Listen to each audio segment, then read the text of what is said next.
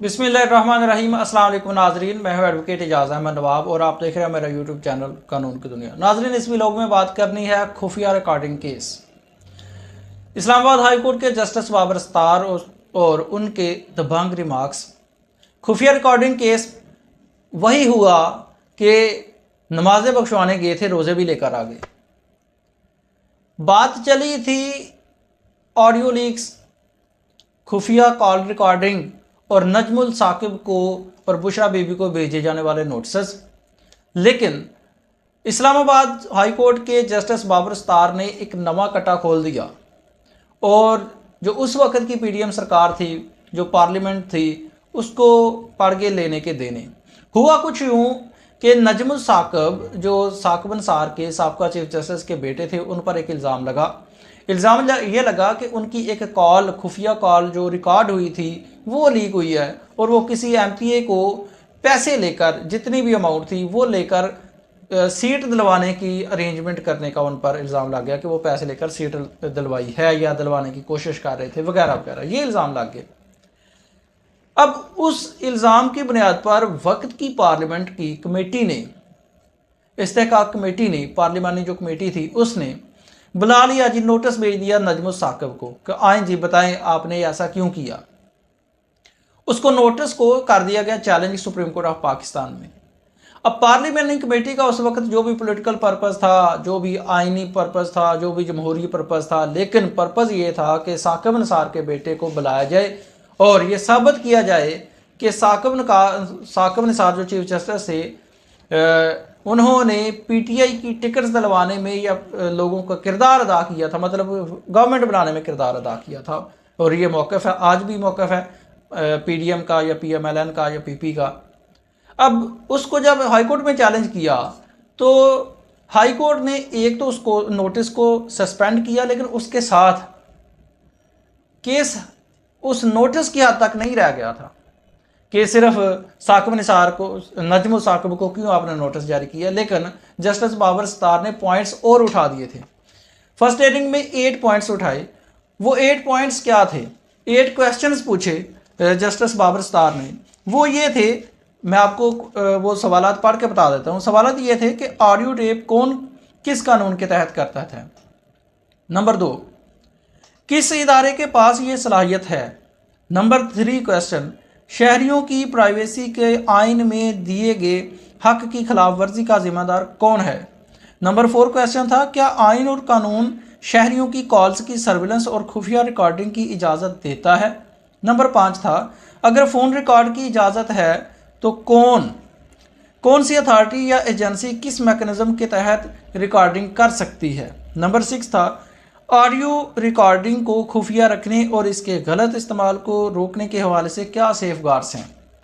Number 7, अगर इजाज़त नहीं तो शहरियों को प्राइवेसी की खिलाफ वर्जी पर कौन सी अथॉरिटी जिम्मेदार है। और नंबर 8 था, गैर कानूनी रिकॉर्डिंग की गई कॉल्स रिलीज़ की जिम्मेदारी किस पर आयद होती है। ये 8 क्वेश्चंस पूछे गए जी जस्टिस बाबर सत्तार साहब की तरफ से। इन 8 सवालात का जवाब जमा करवाया गवर्नमेंट की तरफ से और पार्लियामेंट की तरफ से और जो अटॉर्नी जनरल साहब थे उनकी तरफ से, लेकिन उसको गैर तसल्ली बख्श जवाब करार दिया और दोबारा से मौका दिया। लेकिन अटॉर्नी जनरल साहब पेश नहीं हुए पिछली डेट पे। आज फिर से इस केस में जब अटॉर्नी जनरल मंसूर अवान साहब पेश हुए तो उन्होंने पेश होते ही सबसे पहले एक एतराफ़ किया।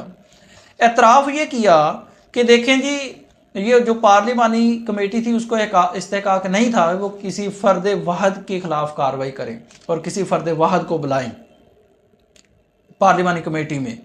ये तो एतराफ़ कर लिया, लेकिन अगर बाजार देखा जाए कि यही तो केस था, इसी नोटिस को तो चैलेंज किया था और जब ये एतराफ़ आ गया अटॉर्नी जनरल साहब की तरफ से तो फिर ये केस ख़त्म नहीं हो जाना चाहिए था, हो जाना चाहिए था। लेकिन अब चूंकि बात उससे आगे चली गई थी, अब ये फैसला बड़ा आने वाला है, अब ये फैसला फ्यूचर के हवाले से कानून साजी को लेकर होना है, तो जस्टिस बाबर सत्तार ने उनका सिर्फ इतना कह देना काबिल कबूल नहीं किया। सिर्फ इतना कहने पर केस को डिस्पोज ऑफ नहीं किया, बल्कि उन्होंने क्या किया, वो कहते हैं कि वज़ीर आज़म से बात करें, काबीना से बात करें, क्योंकि ऑडियो टेपिंग से कोई कानूनी फ्रेमवर्क होना चाहिए। ये नहीं हो सकता कि हमारे दफ्तर में और चैम्बर में हमारी गुफ्तगू भी रिकॉर्ड हो रही हो। मैं आपको मुनासिब वक्त दूंगा, मगर इस हवाले से कानूनी दायरा कार मतल्लक जवाब जमा करवाया जाए। और ये भी उन्होंने कहा कि उन्होंने हवाला दिया साबिक चीफ जस्टिस उमरत आबंदयाल साहब की सास की जो रिकॉर्डिंग हो गई थी उसके बारे में भी उसका भी उन्होंने हवाला दिया, और ये सवाल किया कि अगर मेरी और आपकी जो कॉल है, सर्विलेंस हो रही है, खुफिया कॉल रिकॉर्डिंग हो रही है, तो उसका ज़िम्मेदार कौन होगा, और ये बाकी सवालात के जवाब देने हैं। तो अब इससे बात नहीं बननी है कि आप कह दें कि ठीक है जी, वो जो हमने नोटिस जारी किया था, पार्लिमानी कमेटी ने जो नोटिस जारी किया था फर्दवाद के खिलाफ, वो नहीं पार्लिमानी कमेटी कर सकती। अब उस पर बात नहीं रुकी, बल्कि अब बात आगे जा चुकी है। अब ये जवाब देना आपने कि कौन रिकॉर्डिंग करता है, किस कानून के तहत करता है, किसकी जिम्मेदारी है, पहले इसका तो जवाब दें। और यही तो अवाम जवाब मांग रही थी कि ठीक है, आपने कॉल रिकॉर्ड कर ली, मतलब जिसने भी की उसने लीक भी कर दी, जिसने भी की वो क्या सही है या गलत है, इसका जवाब कौन देगा, नंबर 1। और अगर वो सही है तो वो रिकॉर्ड किसने की, इसका जवाब कौन देगा।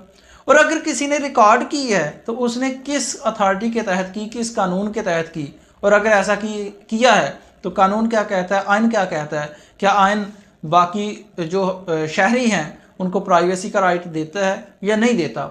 सारे सवालात पहले आने हैं, इन सभी सवालात के जवाबात के बाद बात आनी है कि नजमो साकिब की ये जो ऑडियो रिकॉर्ड हुई है या लीक हुई है, इसका फेट क्या निकलना है। पहले अगर ये गैर कानूनी है तो फिर केस वहाँ पे ख़त्म हो जाना। वैसे तो ये नोटिस उन्होंने मंसूरा वान अटॉर्नी जनरल साहब ने नोटिस तकरीबन वापस ले लिया, तकरीबन ये कहकर, मतलब एतराफ़ कर रही है कि पार्लिमानी कमेटी को इसका इस्तेहकाक ही नहीं था, वो कर ही नहीं सकते थे फर्दवाद के खिलाफ कार्रवाई। तो ये प्रोसीडिंग्स थी।